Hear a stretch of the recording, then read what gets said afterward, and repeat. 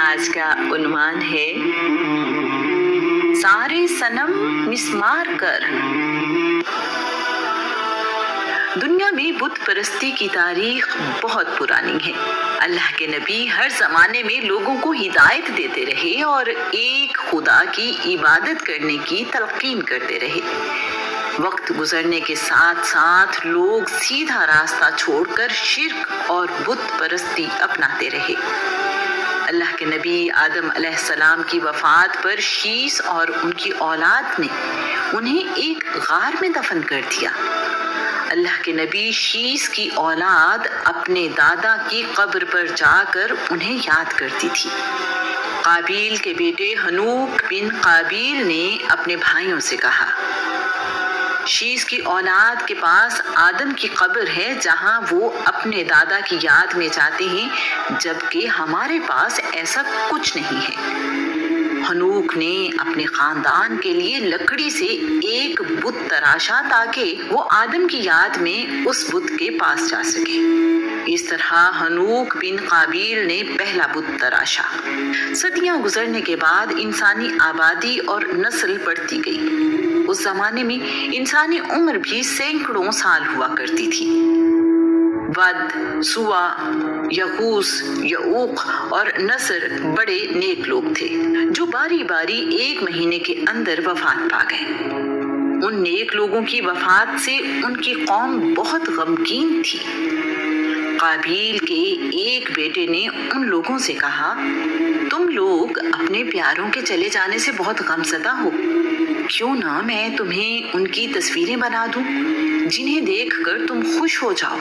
اس نے ان 5 لوگوں کی تصویریں بنا دی اور انہیں جگہ جگہ رکھ دیا۔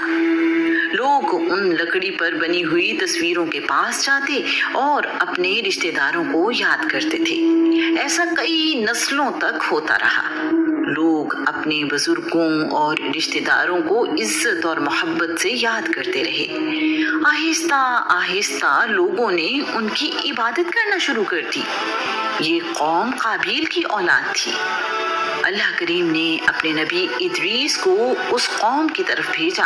ادریس نے ان لوگوں کو سمجھایا، تم ان تصویروں یعنی بتوں کی عبادت نہ کرو، ایسا کرنا شرک ہے۔ اس قوم نے ادریس کی بات نہ مانی۔ اللہ کے نبی نوح کے آنے تک لوگ بتوں کی عبادت میں بہت سخت ہو چکے تھے۔ نوح نے اللہ کا حکم ماننے والوں کو اپنی کشتی میں سوار کیا۔ اس وقت نوح کی عمر 600 سال تھی۔ جب اللہ کا دین ماننے والے کشتی میں سوار ہو گئے تو پانی کے سیلاب اور بارش کے عذاب نے ان کی قوم کو آ لیا۔ اس پانی نے ساری زمین کو اپنی لپیٹ میں لے لیا۔ سیلاب نوح میں پہاڑوں پر رکھے ہوئے لکڑی کے تختے جن پر تصویریں بنی ہوئی تھیں اور لوگوں نے ان کی عبادات شروع کر دی تھی، پانی میں بہہ گئے۔ پانی کی لہریں انہیں ادھر ادھر لے جاتی رہیں۔ جب پانی اترا تو یہ تختے جدہ کے قریب ساحل پر رک گئے اور صدیوں وہیں پڑے رہے۔ زمانے کی تبدیلیوں اور طوفان میں یہ تصویروں والے لکڑی کے تختے ریت اور مٹی کے اندر دب گئے۔ اللہ کے نبی ابراہیم نے بھی لوگوں کو ہدایت کی راہ دکھانے کا کام بہترین صورت میں انجام دیا۔ ایک ایسی جگہ اپنی اولاد کو بسایا جہاں کوئی کھیتی باڑی نہیں تھی۔ ابراہیم نے اسماعیل کے ساتھ مل کر اللہ کریم کی عبادت کے لیے ایک گھر بنایا جسے ہم بیت اللہ یا کعبہ کہتے ہیں۔ وقت گزرنے کے ساتھ ساتھ ان کی قوم پھیلتی گئی اور مکہ سے دور علاقوں میں بھی جا بسی۔ وہ لوگ جاتے ہوئے کعبہ سے محبت کے اظہار میں کعبہ کے پتھر برکت کے لیے اپنے ساتھ لے گئے۔ اپنے شہروں اور گھروں میں رکھ کر ان پتھروں کا طواف کرنے لگے جیسے وہ بیت اللہ کا طواف کرتے تھے۔ اسی نے وقت کے ساتھ ساتھ بت پرستی کی شکل اختیار کر لی۔ انہوں نے پتھروں، بتوں اور تصویروں کی عبادت شروع کر دی۔ اللہ کے نبی ابراہیم کا دین بھول گئے، توحید کے ماننے والے مشرک بن گئے۔ بنی اسماعیل میں سب سے پہلے بت پرستی کرنے والے کا نام حزیل بن مدرکہ تھا۔ मक्का में बनी जुरहम कबीले की हुकूमत थी। बनी खुजा के अमर बिन लुहई ने बनी इस्माइल के साथ मिलकर बनी जुरहम को शिकस्त दी और उन्हें मक्का से निकाल दिया। इस तरह अमर बिन लुहई काबा का मुतवल्ली बन गया। कुछ अरसा गुजरने के बाद अमर को एक बीमारी ने आ लिया। उसे मशवरा दिया गया कि मुल्क शाम में बलका के मकाम पर एक गर्म चश्मा है, अगर तुम वहां जाकर गुस्ल करो तो तुम्हें इस बीमारी से नजात मिल सकती है। अमर मुल्क शाम गया और उस चश्मे से गुस्ल के बाद वो वाकई तंदुरुस्त हो गया। उसने देखा कि बलका यानी मुल्क शाम के लोग बुतों की इबादत कर रहे हैं। ये सब अमर के लिए नया था। वो बुतों को और लोगों को उनकी इबादत करते हुए गौर से देखता रहा। अमर ने उनसे कहा, तुम लोग क्या कर रहे हो? ये बुत क्या ये सआदत से बताए हिस्से में आए। ये हमारे खुदा हैं और हम इनकी इबादत करते हैं। हम इनके जरिए बारिश मांगते हैं और दुश्मनों पर फतह हासिल करते हैं। अमर बिन लुहई को ये सब बहुत अच्छा और आसान लगा। उसने वहां रहने वाले लोगों से कहा, क्या मुझे भी कुछ बुत मिल सकते हैं? जवाब में उसे कुछ बुत दे दिए गए। वो इन बुतों को बड़े एहतराम के साथ मक्का ले आया और काबा में जगह जगह रख दिए। यूं अहले अरब में बुत परस्ती का दौर शुरू हुआ। आहिस्ता आहिस्ता अमर बिन लुहई अरब में सबसे ज्यादा मोतबर बन गया। वो जो भी कहता था उसे दीन समझा जाता था। उसने अपनी जिंदगी बुत परस्ती फैलाने में लगा दी। उसे कोई नई शक्ल वाला बुत मिलता वो उसे उठाकर काबा में ले आता था। अमर बिन लुहई के पास एक जिन भी था जिसका नाम अबू समामा था। अबू समामा जिन ने अमर को उन लकड़ी के तख्तों पर बनी तस्वीरों यानी बुतों के बारे में बताया, उस जगह की निशानदेही की और कहा, ये बुत तुम्हारे लिए इज्जत, सुकून और हुकूमत लाएंगे। इन्हें मिट्टी से निकाल लाओ। ये बुत हर मुश्किल और बुरे वक्त में तुम्हारी मदद करेंगे। अमर मिट्टी और रेत में खुदाई करके उन बुतों को अपने साथ ले आया और काबा में रख दिए। उस साल हज के मौके पर अमर ने लोगों से कहा, ये तुम्हारे खुदा हैं, इनकी इबादत करो। ये तुम्हें मुश्किल वक्त से बचाएंगे और तुम्हारी मदद करेंगे। दुश्मन के खिलाफ जंग में तुम्हारा साथ देंगे। मक्का के तकरीबन हर घर में बुत मौजूद थे। तमाम लोग घर से बाहर निकलने से पहले अपने बुत को सलाम करते, छूते, उससे अपनी हिफाजत और कामयाबी की दुआ मांगते। घर वापस आते ही वो अपने बुतों के सामने हाजिर होते और उन्हें सलाम करते।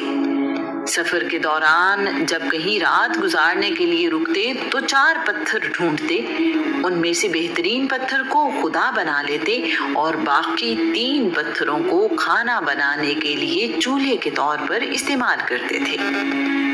इसके बाद अरब में बुत परस्ती आम हो गई। हर कबीले का अपना खुदा था। ऐसे लोग जो बुतों की इबादत नहीं करते थे, एक खुदा पर यकीन रखते थे। उनके घरों में बुत मौजूद नहीं थे। उन्हें अरब में हनीफ कहा जाता था। इस्लाम आने से पहले के जमाने में पाए जाने वाले बुतों के मुतालिक मालूमात दिलचस्पी के लिए यहाँ बयान की जा रही हैं।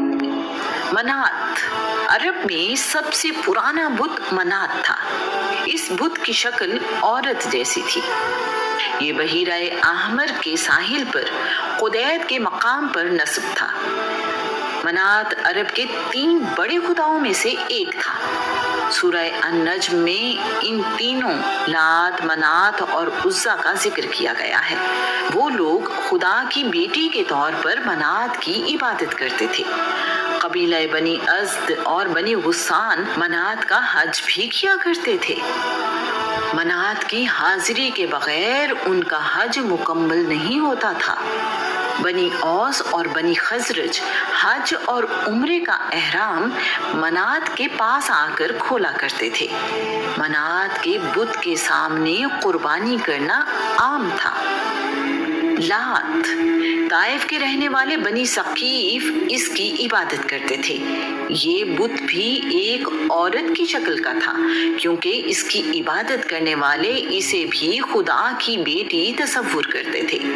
یہ بت طائف میں ایک چکور ٹیلے پر نصب تھا اور اس کے اوپر ایک مکان بنا ہوا تھا۔ طائف کے لوگ لات کے ٹیلے کا طواف بھی کرتے تھے۔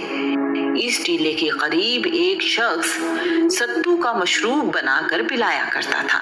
اس شخص کے مرنے کے بعد اس کا بت بنا کر اس کی عبادت بھی شروع کر دی گئی۔ اس کا نام الات رکھا گیا۔ قریش بھی الات کو خدا مانتے تھے اور رات سونے سے پہلے اس کی عبادت کیا کرتے تھے۔ اللہ کریم قرآن پاک میں اس بارے ارشاد فرماتا ہے، کیا تم نے کبھی لات و عزا اور اس تیسرے بت منات کو دیکھا ہے؟ اور کیا کبھی اپنے اس دعوے پر غور کیا ہے کہ تمہارے بیٹے ہیں اور رب کی بیٹیاں؟ یہ تو بڑی ہی بے تکی اور سفاکانہ تقسیم ہے۔ عزا عرب میں تیسرا بڑا بت عزا تھا۔ اس کی شکل بھی عورت کی سی تھی۔ ان کے عقیدے کے مطابق عزا خدا کی 3 بیٹیوں میں سے ایک تھی۔ مکہ سے چند کلومیٹر دور وادی نخلا میں ببول کے ایک درخت کے نیچے یہ بت نصب تھا۔ بعد میں عمر بن لوہی نے ہی اس کا بت بنوا کر بیت اللہ میں بھی رکھوا دیا۔ عرب کے لوگ حلف لینے کے لیے لات اور عزا کی قسم اٹھایا کرتے تھے۔ جنگ میں بھی وہ ان دونوں بتوں کے نعرے لگایا کرتے تھے۔ ابو عبیدہ سعید بن عاص بنی امیہ کا ایک بڑا سردار تھا۔ اپنی زندگی کے آخری دنوں میں بیمار ہو گیا۔ ابو عبیدہ کے روب کا اندازہ اس بات سے لگایا جا سکتا ہے کہ جس رنگ کی پگڑی ابو عبیدہ پہنتا تھا، مکہ میں کوئی اور اس رنگ کی پگڑی نہیں پہن سکتا تھا۔ قرآن مجید میں عزا کے بارے میں آیات نازل ہوئیں تو وہ غصے میں تھا اور پریشان بھی۔ ابو لہب اس کی عیادت کرنے گیا تو ابو عبیدہ رو رہا تھا۔ ابو لہب نے پوچھا، قریش کے سردار کو کس بات نے رلا دیا ہے؟ کیا موت کا ڈر ہے؟ ابو عبیدہ نے کہا، نہیں، ایسا نہیں ہے۔ مجھے ڈر ہے کہ میرے مرنے کے بعد عزا کی عبادت نہیں کی جائے گی۔ ابو لہب کہنے لگا، خدا کی قسم، لوگ عزا کی عبادت تمہاری وجہ سے نہیں کرتے۔ تمہارے مرنے کے بعد بھی عزا کی عبادت جاری رہے گی۔ تم اس بات کی فکر نہ کرو۔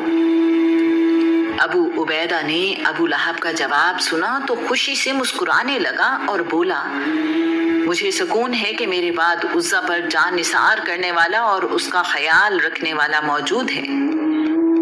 عزا کے بت کے آس پاس بہت سارے درخت تھے۔ رسول اللہ نے فتح مکہ کے بعد خالد بن ولید کو ان درختوں کو کاٹنے کا حکم دیا۔ 3 درخت کاٹنے کے بعد ایک بد شکل عورت نظر آئی جو اپنے خدا ہونے کا دعویٰ کر رہی تھی۔ خالد نے اسے توبہ کرنے کے لیے کہا، لیکن وہ اپنے دعوے پر قائم رہی۔ خالد نے رسول اللہ کی ہدایت پر اس عورت کو قتل کر دیا۔ ہبل قریش کے سب سے بڑے دیوتا کا نام ہبل تھا۔ عرب فال نکالنے کے لیے اسی بت کے پاس جایا کرتے تھے۔ ہبل کو نصب کرنے والے کا نام خزیمہ بن مدرکہ تھا، اس لیے اس بت کو ہبل خزیمہ بھی کہا جاتا تھا۔ ایک روایت کے مطابق اس بت کا اصل نام بال تھا، جو ملک شام کا سب سے بڑا دیوتا تھا۔ بعد میں بال بگڑ کر ہبل بن گیا۔ یہ سرخ پتھر یعنی عقیق سے تراشا گیا انسانی شکل و صورت کا بت تھا۔ اس بت کا دایاں بازو ٹوٹا ہوا تھا، جسے قریش نے سونے سے بنوا کر لگا دیا۔ عرب کوئی بھی اہم کام کرنے سے پہلے ہبل کے سامنے فال نکالا کرتے تھے۔ اس بت کے پاس 7 تیر موجود تھے۔ اگر فال میں وہ تیر نکلتا جس پر نعم یعنی ہاں لکھا ہوتا تو عرب وہ کام کرتے تھے، اگر وہ تیر نکلتا جس پر لا یعنی نہیں لکھا ہوتا تو اس کام سے رک جاتے تھے۔ ایک تیر پر صریح لکھا ہوا تھا اور دوسرے پر متسق۔ اگر کسی بچے کے باپ کے بارے میں شک ہوتا تو ان 2 تیروں سے فال نکالی جاتی تھی۔ اگر صریح لکھا ہوا تیر فال میں نکل آتا تو اس کے باپ کی نسبت سے تمام شک دور ہو جاتے۔ متسق لکھے ہوئے تیر کی صورت میں اس کا نسب حرام سمجھا جاتا تھا۔ باقی 3 تیروں کے بارے میں تاریخ خاموش ہے۔ عرب جنگ میں ہبل کی جے کا نعرہ لگایا کرتے تھے کیونکہ یہ ان کے عقیدے کے مطابق قوت اور طاقت کا خدا تھا۔ ود یہ قبیلہ بنی کلب کا بت تھا جو دومت الجندل میں نسب تھا۔ ود اور ود ایک ہی بت کے نام ہیں۔ غزوہ خندق میں مارے جانے والے عمر بن عبد ود کا نام اسی بت کے نام پر رکھا گیا تھا۔ اس بت کے ماننے والے کہتے تھے کہ ہم عورتوں کے محتاج نہیں ہیں کیونکہ ہمارے پاس ود جیسا عظیم خدا ہے۔ خالد بن ولید ود کا بت گرانے گئے تو دیکھا کہ یہ ایک انسان کی شکل کا بت تھا جس کا قد و قامت انسانوں سے بڑا تھا۔ اس نے عرب کے انداز کا لباس پہنا ہوا تھا۔ اس کی کمر کے ساتھ ایک تلوار لٹک رہی تھی اور کندھے پر کمان تھی۔ ایک ہاتھ میں تیر تھا جبکہ دوسرے ہاتھ میں تیر رکھنے والا ترکش جس میں بہت سارے تیر تھے۔ اللہ کریم قرآن پاک میں ارشاد فرماتا ہے، بت پرستوں نے کہا ہے اپنے خداؤں کو نہ چھوڑو اور خاص طور پر ود، سوا، یغوث، یعوق اور نصر کو تو بالکل نہ چھوڑو۔ اصاف اور نائلہ۔ اصاف بت کی شکل ایک انسان جیسی تھی۔ لوگ اس بت کا طواف کرتے تھے۔ اس بت کے سامنے قربانی بھی کی جاتی تھی۔ روایت کے مطابق اصاف ایک انسان تھا اور اس کا تعلق بنی جرہم سے تھا۔ اس کا پورا نام اصاف بن یعلا تھا۔ نائلہ ایک عورت تھی اور اس کا پورا نام نائلہ بنت زید تھا۔ نائلہ کا تعلق بھی قبیلہ بنی جرہم سے تھا۔ یہ دونوں یمن کے رہنے والے تھے اور قافلے کے ساتھ حج کرنے کے لیے مکہ آئے۔ دونوں کعبہ میں داخل ہوئے تو وہاں اور کوئی موجود نہیں تھا۔ موقع پا کر انہوں نے کعبہ کے اندر زنا کیا۔ اللہ کریم نے ان دونوں کو نشان عبرت بنا دیا۔ دوسرے لوگ کعبہ کے اندر آئے تو یہ دونوں پتھر کے بن چکے تھے۔ لوگوں نے اٹھا کر انہیں باہر پھینک دیا۔ عمر بن لوہی ان دونوں پتھر کے جسموں کو کچھ عرصے بعد لے آیا اور ان کی عبادت شروع ہو گئی۔ لوگوں نے ان کے بت صفا اور مروہ پہاڑوں پر رکھ دیے۔ عرب میں اس زمانے میں ان بتوں کے علاوہ سوا، یغوث، یعوق، نصر، فلس، سعد، ذوالخلصہ، ذوالشرح، ذوالکفین، یعبوب اور بجر کے بتوں کی بھی عبادت کی جاتی تھی۔ بنی کنانہ چاند کی عبادت بھی کرتے تھے۔ قبیلے ایک دوسرے سے خدا بدل بھی لیا کرتے تھے۔ اگر کوئی بت ٹوٹ جاتا تو لوگ کہتے، ہائے میرا خدا مر گیا۔ اس زمانے میں صرف بت ہی مقدس نہیں تھے، جانور بھی اس مرتبے پر فائز تھے۔ 10 بچے دینے والی اونٹنی بڑا اونچا مقام رکھتی تھی۔ اس پر کوئی سواری نہیں کرتا تھا اور اس کا دودھ بتوں کے رکھوالے ہی استعمال کر سکتے تھے۔ ایسی اونٹنی جہاں چاہے پھر سکتی تھی اور چارہ کھا سکتی تھی۔ ایسی اونٹنی کو بحیرہ کہا جاتا تھا۔ ایسی اونٹنیاں بھی تھیں جو بتوں کے نام پر آزاد چھوڑ دی جاتی تھی۔ انہیں صائبہ کہا جاتا تھا۔ ایسے ہی اونٹوں کو صائب کہتے تھے۔ ایسے اونٹ جن کے بچے جوان ہو جاتے انہیں بھی بتوں کے لیے چھوڑ دیا جاتا تھا۔ انہیں حام کہا جاتا تھا۔ بھیڑیں بھی اس نظام میں اپنی عزت پاتی تھی۔ ایسی بھیڑ جو 7 دفعہ 2 مادہ اور 8ویں مرتبہ نر بچہ دے تو وہ مقدس ہوتی تھی۔ اس کا نام وجیلہ تھا اور اس کا دودھ صرف مرد ہی پی سکتے تھے۔ انوکھی شکل والے درخت بھی اس زمانے میں خدا کا درجہ رکھتے تھے۔ ان حقائق کی موجودگی اور حالات میں اللہ کریم نے رسول اللہ صلی اللہ علیہ وآلہ وسلم کو توحید کا اعلان کرنے کا حکم دیا۔ सैकड़ों खुदाओं की इबादत करने वालों को एक खुदा पर यकीन कैसे आता? उनके लिए बुतों के अलावा खुदा की कोई और सूरत मुमकिन ही नहीं थी। उन्हें ये भी समझ नहीं आती थी कि हर मामले में एक ही खुदा कैसे काम आ सकता है। जिंदगी भी उसी से, मौत भी उसी से, औलाद भी उसी खुदा से, और रिस्क भी, बारिश के लिए भी वही खुदा, और दुश्मन से फतह के लिए भी उसी खुदा से मदद मांगे। ये कैसे मुमकिन है? एक खुदा इतने सारे काम अकेला कैसे कर सकता है? ये उन्हें समझ नहीं आती थी। सारे सनम मिस्मार कर, बस एक खुदा से प्यार कर, रख कर नबी को सामने आराइशे किरदार कर।